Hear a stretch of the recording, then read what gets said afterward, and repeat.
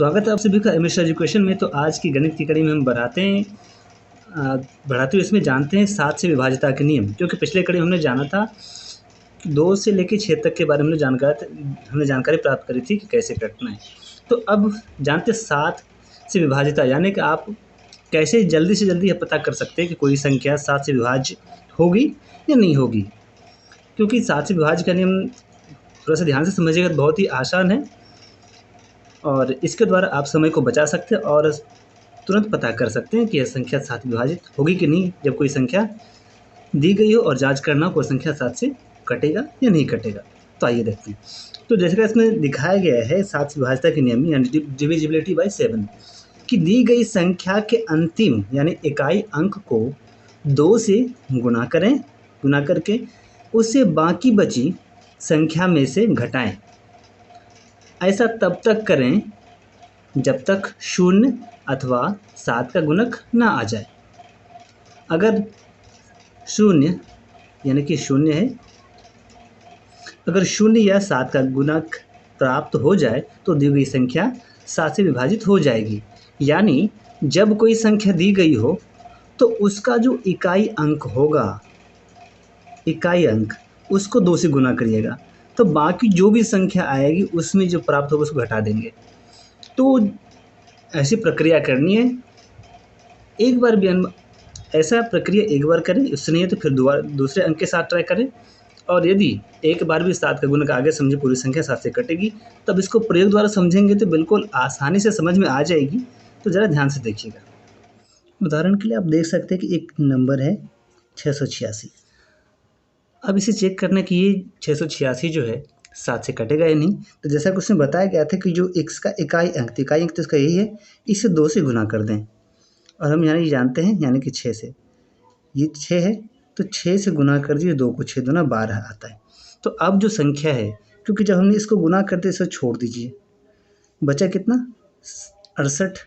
68 में 12 घटा दीजिए, घटा के देखते हैं। तो यदि इसमें से इतना जाता है 6 बचता है और 5 यानी कि 56 आता है आपका। तो अब हम जानते हैं कि ये जो 56 है 8 सत्ते 56 यानी कि 7 की पहाड़ा में 8 बार में 8 जाता है, यानी कि ये 56 आ गया, यानी कि संख्या 6 से विभाजित है, 7 से विभाजित है। इस तरह से आप इसको चेक कर सकते हैं।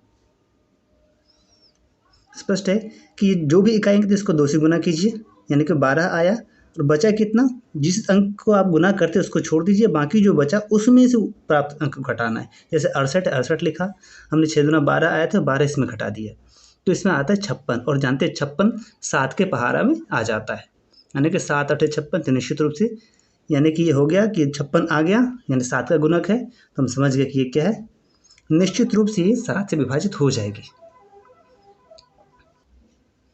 दूसरा उदाहरण ले सकते हैं।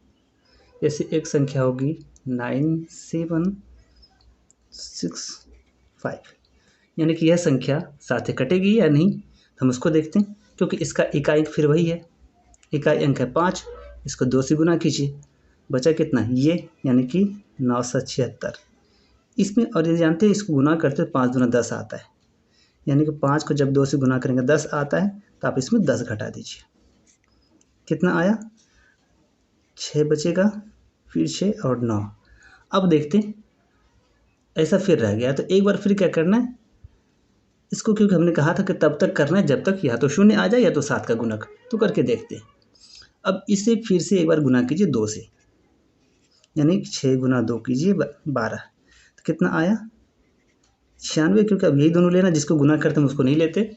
96 से 12 घटा दीजिए, कितना बचेगा 4 और 8।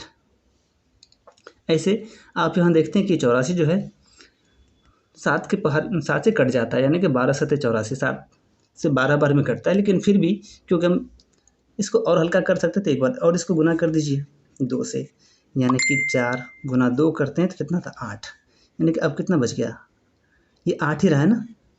तो इस 8 में ये जो 8 आया ये 8 घटा दीजिए, क्योंकि हमको ये लेना था। 8 में 8 घटा देखिए, यानी कि जब आप 8 में 8 घटाएंगे तो कितना आएगा 0 आएगा।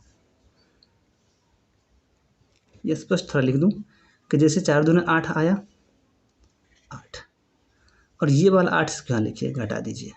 तो इसमें जब घटाएंगे तो 0, तो इस तरह से प्राप्त हो गया 0। हमने कहा था इस तरह से, क्योंकि अब जब बड़ा भाग देंगे तो फिर एक-एक करके भाग देने में ज़्यादा समय लग जाएगा, तो ऐसे करके तुरंत आप मन में ही कर सकते हैं, या तो फिर आप किसी चीज़ पे, चाहे नोटबुक में हो, कहीं पे उसको आप सॉल्व कर सकते हैं, व्हाइट पेपर हो, बोर्ड हो।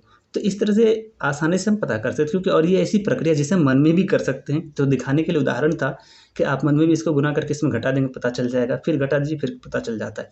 तो इस प्रकार या तो 0 आ जाए या 7 का गुणक आ जाता है। तो इस प्रकार हम कह सकते हैं ये संख्या 7 से विभाजित होगी। दूसरा है 8 से विभाज्यता के नियम, यानी डिविजिबिलिटी बाय 8, 8 से कटने का। तो अब कैसे इसका, क्योंकि कहा जाता है कि जब दी गई संख्या का अंतिम 3 अंक, यानी अंतिम का 3 अंक यदि 0 हो या 8 से विभाज्य हो, तो वह पूरी संख्या 8 से विभाजित होंगी।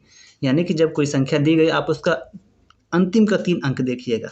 यदि अंतिम के अंक में अंतिम का 3 अंक 0, यानी कि 3 0 आ जाए, तो भी वो कटेगा 8 से, या 8 से विभाज्य कोई 3 संख्या होनी चाहिए। उदाहरण के लिए यदि कहा जाए कि ये जैसे 7000 है, ये 8 से कट, क्योंकि अब इसमें देखने का अंतिम का 3 अंक है, तो हम इन्हें बिना भाग दिए बता सकते हैं कि यह जो संख्या है 8 से निश्चित रूप से विभाजित होगी।